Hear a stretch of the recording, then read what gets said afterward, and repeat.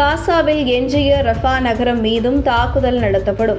ஏற்கனவே தேதி குறிக்கப்பட்டு விட்டதாக நெத்தன்யாகு மிரட்டல். ரஃபா மீதான படையெடுப்பு உறுதியாக நடைபெறும் என இஸ்ரேல் பிரதமர் அறிவித்துள்ளார். இதற்கான தேதி முடிவு செய்யப்பட்டு விட்டதாக தெரிவித்தார். ஹீப்ரு மொழியில் சில நிமிடங்கள் ஓடும் வீடியோவில் தோன்றும் நெத்தன்யாகு தங்கள் வெற்றிக்கு ரஃபா மீதான முற்றுகை இன்றியமையாதது என கூறினார். நம்மை தடுக்க உலகில் யாராலும் முடியாது.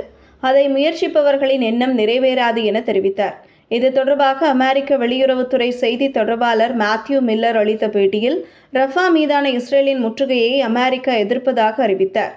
இம்முடிவு அங்கு தஞ்சம் புகுந்துள்ள 1.5 மில்லியன் மக்களுக்கு கடும் பாதிப்பை ஏற்படுத்தும் என எச்சரித்தார்.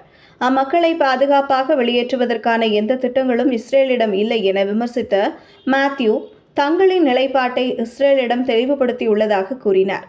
முன்னதாக பெயர் கூற விரும்பாத இஸ்ரேல் அதிகாரி ஒருவர் ரஃபாவில் உள்ள பாலஸ்தீனியர்களை வெளியேற்ற 40,000 கூடாரங்களை தயார் செய்து வருவதாக அசோசியேட் பிரஸ் செய்தி நிறுவனத்திடம் தெரிவித்துள்ளார். இஸ்ரேல் பிரதமரின் இந்த அறிவிப்புக்கு உலக தலைவர்கள் பலரும் அதிருப்தி தெரிவித்து வருகின்றனர். நெத்தன்யாகுவின் இம்முடிவால் அப்பாவி மக்கள் பலர் கொல்லப்படலாம் என கவலை தெரிவித்துள்ளனர். தன்னுடைய அரசியல் எதிர்காலத்திற்காக பாலஸ்தீன மக்களை நெத்தன்யாகு பலிகடா ஆக்கி வருகிறார் என்பதே பலரின் கருத்தாக உள்ளது.